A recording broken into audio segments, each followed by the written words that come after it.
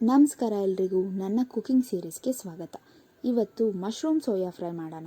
First ಒಂದು ದೊಡ್ಡ ಬೌಲಲ್ಲಿ ಕರ್ಡ್, ಜಿಂಜರ್ ಗಾರ್ಲಿಕ್ ಪೇಸ್ಟ್, ಅರಿಶಿನ ಪುಡಿ, ಸಾಲ್ಟ್ ಹಾಗೂ ಖಾರದ ಪುಡಿನ ಹಾಕೋಣ.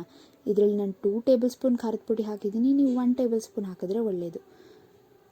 ಇದನ್ನೆಲ್ಲ ಚೆನ್ನಾಗಿ ಮಿಕ್ಸ್ ಮಾಡಿಕೊಂಡು ಬಿಸಿನೀರಲ್ಲಿ ವಾಶ್ ಮಾಡಿರುವಂತಹ ಮಶ್ರೂಮ್, ಬಿಸಿನೀರಲ್ಲಿ ನೆನೆಸಿರುವಂತಹ ಸೋಯಾ ಬೀನ್ಸ್ನ ತೊಗೊಂಡು ಅದನ್ನು ಮ್ಯಾರಿನೇಟ್ ಮಾಡೋಕ್ಕೆ ಇಟ್ಬಿಡೋಣ.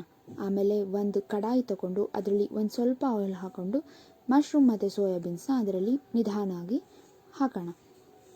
ನಂತರ ನಿಮಗೂ ಭಯ ಇದ್ದರೆ ಯಾವುದಾದ್ರೂ ಸ್ಪೂನಲ್ಲಿ ಹಾಕ್ಬೋದು, ಇಲ್ಲ ಪೇಷನ್ಸ್ ತಪ್ಪೋದ್ರೆ ಎಲ್ಲ ಒಟ್ಟಿಗೆ ಹಾಕ್ಬಿಡಿ.